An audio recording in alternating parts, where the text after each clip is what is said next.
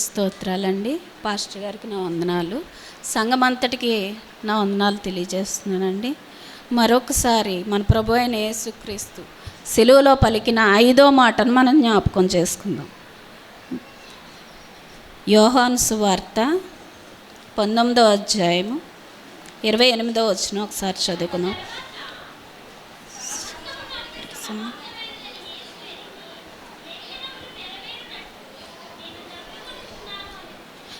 అయితే ఇక్కడ ఏమని ఆయన పలుకుతున్నాడంట 5వ మాట, అప్పటికి సమాప్తమైనదని యేసు ఎరిగి లేఖనము నెరవేరినట్లు నేను దప్పిగొనుచున్నాను. ఆయనకంట దాహం కలుగుతుందంట. సిలువలో ఎంతో శ్రమను అనుభవించాడు ఆయన కొరడా దెబ్బలు తిన్నాడు. ముళ్ళ కిరీటంతో ఆయన తల మీద గొచ్చబడి ఉంది. చేతులకి మేకులు గొచ్చబడి ఉన్నాయి, కాళ్ళకు కూడా మేకులు గొచ్చబడి, శరీరం అంతా నలగొట్టబడి రక్తమంతా కారిపోయి ఆయన సిలువలో మరణానికి అతి సమీపముగా ఉన్నాడని ఎరిగి ఆయన నాకు దాహం కలుగుతుందని ఆయన వాక్యంలో తెలియజేస్తున్నాడు. అయితే ఈ రక్తమంతా కారిపోవడం ద్వారా ఆయనకి ఏ రకమైన శరీర దాహాన్ని కలిగి ఉన్నాడంట. ఈ దాహం ద్వారా ఈయన మాట్లాడుతున్నాడు,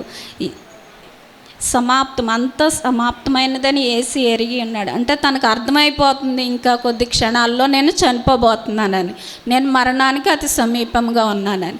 అయితే ఇది ఎలా చూడొచ్చు అని అంటే, ఆయన తనకు అప్పగించిన పనిని నెరవేర్చడానికి ఈ భూమి మీదకి వచ్చాడు. అది దాని సమీపముగా నేను వచ్చి ఉన్నాను, నేను ఆయన పని చేసి ముగించి నాకు అప్పగించిన పని నేను ముగించడానికి ఈ లోకానికి వచ్చి ఉన్నాను అని ఈ శరీరం ద్వారా ఆయనకి కలిగి ఉన్న దాహాన్ని మనకి ఈ వాక్యం వివరిస్తుంది. మరొక చోట మనం చూసినట్లయితే ఆయన ఇంకో మాట ఏమని ఉందంటే, లేఖనము నెరవేరినట్లుగా నేను దప్పిగొనుచున్నాను అని రెండవదిగా మనం చూడొచ్చు. అది మనం చూద్దాం. కీర్తనలు 69వ అధ్యాయం 21వ వచనం ఒకసారి చదవండి.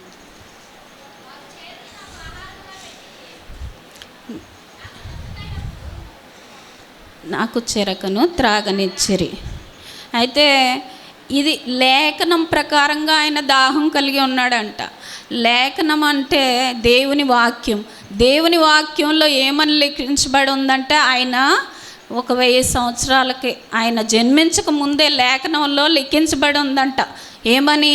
ఆయన త్వరగా రాబోతున్నాడని, మనందరి కోసం, ప్రతి మనిషి నిమిత్తము, మన పాపముల నిమిత్తం, మన అపరాధముల నిమిత్తము ఆయన మరణించబోతున్నాడని ఈ లేఖన భాగం ద్వారా ఆయన దాహం కలిగి ఉన్నాడంట. తండ్రి చిత్తాన్ని నెరవేర్చే దాహాన్ని కూడా ఆయన కలిగి ఉన్నాడంటే, ఈ వాక్యం ద్వారా మనం అర్థం చేసుకోవాల్సిందే అంటే, శరీర దాహం మాత్రమే కాదు, ఆయన ఆత్మీయంగా కూడా దాహాన్ని ఆయన తండ్రి ఏదైతే ఈ లేఖనంలో లిఖించబడి మనకి చూపిస్తున్నారో ఈ లేఖనాన్ని బట్టి కూడా నేను దాహాన్ని కలిగి ఉన్నాను అని అంటున్నాడు. మళ్ళీ కీర్తనలు 22వ అధ్యాయం 14 నుండి 19 వచనాలు ఒకసారి చదువుదాం అండి.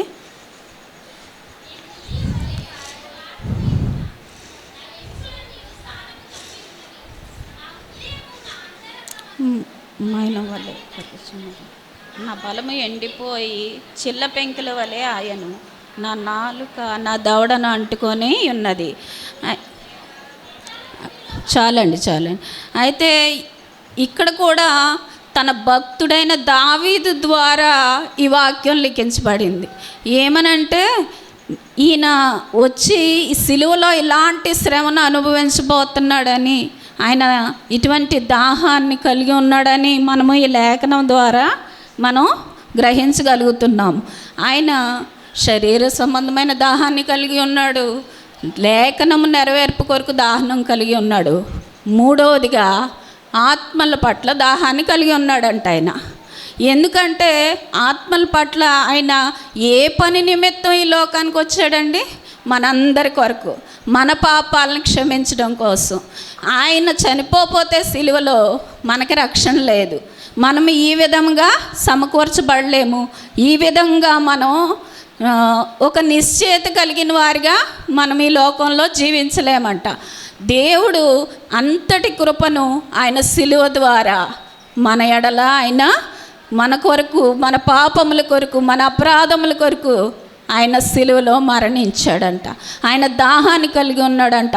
ఆత్మల పట్ల ఆయన ఎంత దాహాన్ని కలిగి ఉన్నాడంటే మనుషులందరూ రక్షించబడాలి, మనుషులందరూ పాపం చేత విడిపించబడాలని. మరొక చోట మనం సమరయ స్త్రీ గురించి ఒకసారి ధ్యానం చేసినట్లయితే ఆయన జీవజల ఓట అయ్యుండి మనుషులు రక్షించబడటం కోసం ఆయన దాహం కలిగి ఉన్నాడని మనం అక్కడ ఒకసారి చూద్దాం. యోహాను సువార్త 4వ అధ్యాయం.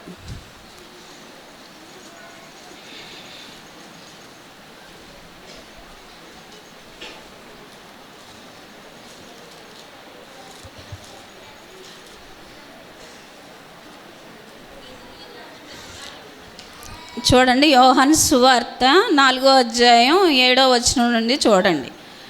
సమరయ స్త్రీ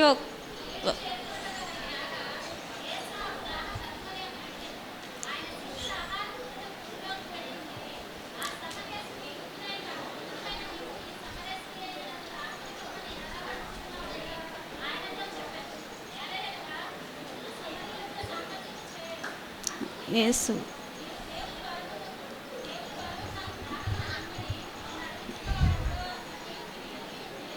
నీవు ఆయన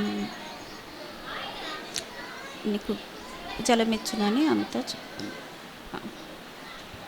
అయితే ఇక్కడ మనం ఈ భాగం చూసినట్లయితే ఆయన ఏ ఉద్దేశంతో ఆ ప్రాంతానికి వెళ్ళి ఉంటాడంటే ఆ స్త్రీని, ఆ సమరయ ప్రాంతాన్ని రక్షించడానికి ఆయన వెళ్ళాడు.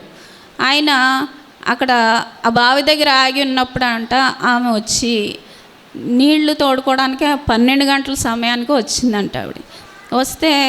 వచ్చి ఆ బావిలో నీళ్లు చేదుతుండగా యేసు అడుగుతున్నాడంట, నాకు దాహం కలిగి ఉందమ్మా, నాకు మంచినీళ్ళు ఇమ్మని. అయితే ఆవిడ అంటుంది, మీకు మాకు సాంగత్యం ఏంటి, మేము ఎలాగా మీ నేను ఇవ్వాలి మీకు అని అడిగినప్పుడు ఈ సందర్భం మనకి ఏం జ్ఞాపకం చేస్తుందంటే ఆయన అంటున్నాడు, నేను ఇచ్చే నీళ్లు మీరు త్రాగిన నీళ్ళు నువ్వు ఎన్నటికీ దప్పిగొను. ఈ నీళ్లు మనకు ఏమని సాదృశ్యంగా చూపిస్తున్నాడంటే రక్షణకు సాదృశ్యంగా చూపిస్తున్నాడు. అయితే ఈయన ఎంత దాహాన్ని కలిగి ఉన్నాడో ఈ 3 మాటల ద్వారా మనం గ్రహించగలుగుతున్నాం. మొదటిగా ఆయన శరీరము నలగొట్టబడే వలన ఆయన దాహం కలిగి ఉన్నాడు. రెండవదిగా తన తండ్రి చిత్తాన్ని నెరవేర్చాలనే ఒక దాహాన్ని కలిగి ఉన్నాడు. మూడవదిగా ఆత్మల పట్ల ఆయన దాహాన్ని కలిగి ఉన్నాడు. ఈ 3 విషయాలు దేవుడు ఏదైతే ఆయనలో కలిగి ఉన్న భారాన్ని మనం గ్రహించగలగాలని ఈ మాట ద్వారా మనం తెలుసుకున్నాం. ఈ మాటలు ముగిస్తున్నాను. ఈ చిన్న వాక్యం దేవుడు దీవించును గాక. ఆమేన్.